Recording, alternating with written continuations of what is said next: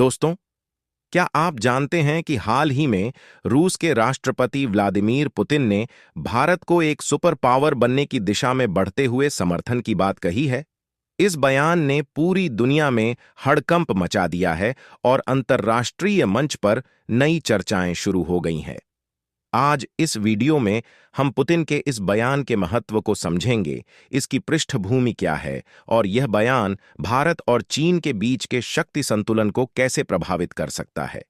तो आइए शुरू करते हैं इस विश्लेषण को और जानते हैं कि भारत के लिए यह समर्थन कितना महत्वपूर्ण है।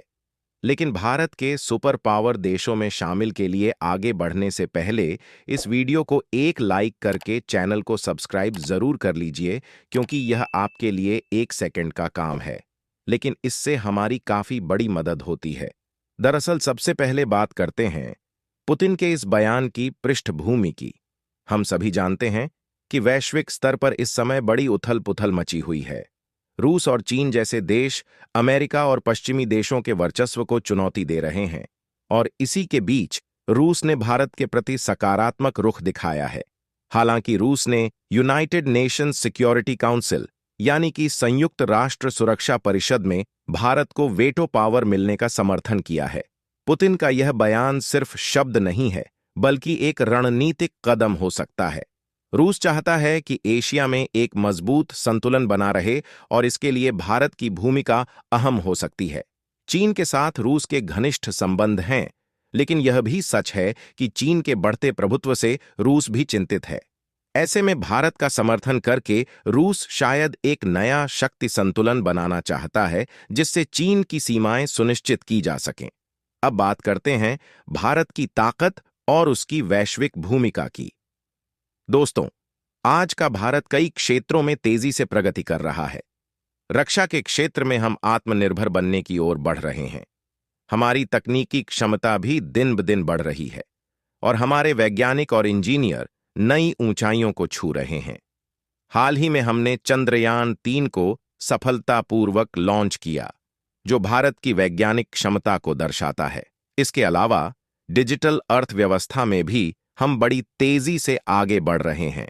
यूनिकॉर्न कंपनियों की संख्या बढ़ रही है, स्टार्टअप्स का जाल फैलता जा रहा है और डिजिटल इंडिया जैसे अभियानों के माध्यम से देश के दूर दराज क्षेत्रों में भी तकनीकी सशक्तिकरण हो रहा है।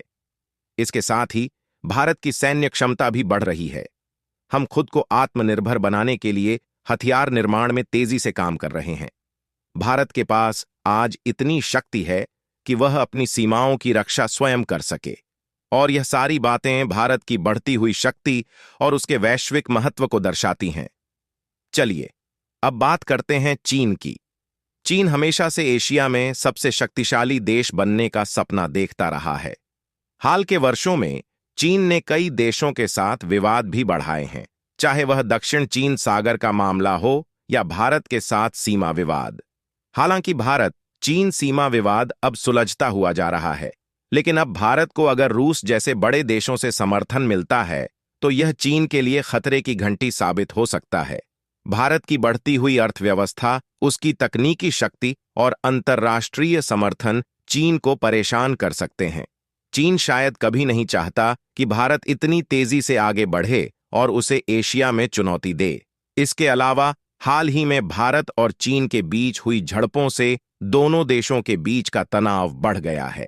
ऐसे में पुतिन का बयान चीन के लिए एक चुनौती बन सकता है, क्योंकि इससे भारत की स्थिति और मजबूत होगी, और यह भी संभव है कि चीन इसे एक अप्रत्यक्ष संदेश के रूप में ले कि अगर वह भारत के खिलाफ किसी भी प्रकार की कार्रवाई करता है तो रूस जैसे देशों का समर्थन भारत के साथ हो सकता है। अब इस बयान के बाद अंतर्राष्ट्रीय मंच पर क्या प्रतिक्रियाएं हो सकती हैं, इस पर नजर डालते हैं। पुतिन का भारत को समर्थन देना सिर्फ एक बयान नहीं है, यह अंतर्राष्ट्रीय राजनीति में एक बड़ा बदलाव भी ला सकता है। अमेरिका और पश्चिमी देश भी यह देख रहे हैं कि भारत एक सुपर पावर बनने की दिशा में बढ़ रहा है। भारत की बढ़ती ताकत को देखते हुए अमेरिका और उसके सहयोगी देश भी भारत के साथ अपने संबंध मजबूत करना चाहते हैं, और इसका एक बड़ा उदाहरण क्वाड समूह है, जिसमें अमेरिका, जापान, ऑस्ट्रेलिया और भारत शामिल हैं। यह समूह एशिया प्रशांत क्षेत्र में चीन के प्रभाव को कम करने के लिए काम कर रहा है। इसके अलावा भारत की मजबूत स्थिति से BRIC और G20 जैसे अंतर्राष्ट्रीय संगठनों में भी उसकी भूमिका अहम हो सकती है।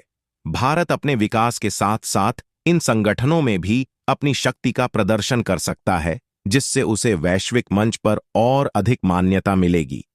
और अगर पुतिन जैसे नेता भारत के लिए खुलकर समर्थन देते हैं तो इससे भारत के कूटनीतिक संबंधों में भी नयापन आ सकता है। तो दोस्तों, इन सभी बातों से एक बात तो साफ है कि भारत अब केवल एक विकासशील देश नहीं रहा, बल्कि एक नई वैश्विक शक्ति के रूप में उभर रहा है। पुतिन का समर्थन इस बात का संकेत है कि भारत को अब पूरी दुनिया एक नई दृष्टि से देख रही है। अब सवाल यह है कि क्या भारत इस समर्थन का सही उपयोग कर पाएगा और एक सुपर पावर बनने के अपने लक्ष्य को हासिल कर सकेगा? आने वाले समय में भारत के कदम बहुत महत्वपूर्ण होंगे। अगर भारत इस अवसर का सही उपयोग करता है तो वह दिन दूर नहीं जब भारत को एक नई शक्ति के रूप में देखा जाएगा। तो दोस्तों, इसी के साथ हम आज का यह विश्लेषण समाप्त करते हैं। उम्मीद है कि आपको आज का यह वीडियो पसंद आया होगा। बाकी अपनी राय कमेंट में जरूर से बताएं। रूस का इस बयान को आप किस नजरिया से देख रहे हैं, और वीडियो को लाइक, चैनल को सब्सक्राइब करके आप हमारा उत्साह और बढ़ा सकते हैं। धन्यवाद।